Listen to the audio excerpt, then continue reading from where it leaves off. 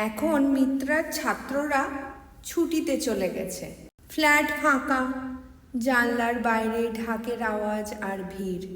মিত্রা একা, নিঃসঙ্গ। প্রতিবেশীরা সবাই বেড়াতে গেছে। কেউ মিত্রাকে সঙ্গে নিতে চায়নি। ভারী শরীর, অসুবিধে, একাকিত্ব যেন মিত্রার নিয়তি। উৎসবের আলো আর মণ্ডপে কোটি টাকা খরচ হয়। মিত্রা ভিড়ের দিকে দাঁড়িয়ে তখন ভাবতে লাগলো, একটা বই কিনে দিতে বা হাসপাতালে সাহায্য করলে সেই টাকাটা ঠিক ব্যবহার হতো না।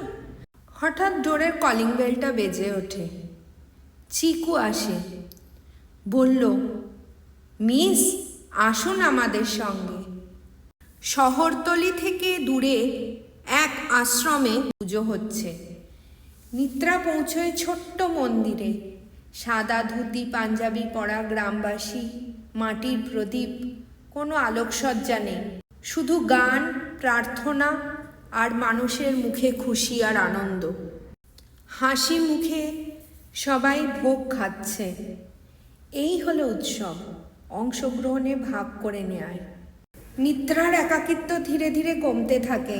তার ভিতরের প্রদীপ আবার জ্বলে ওঠে।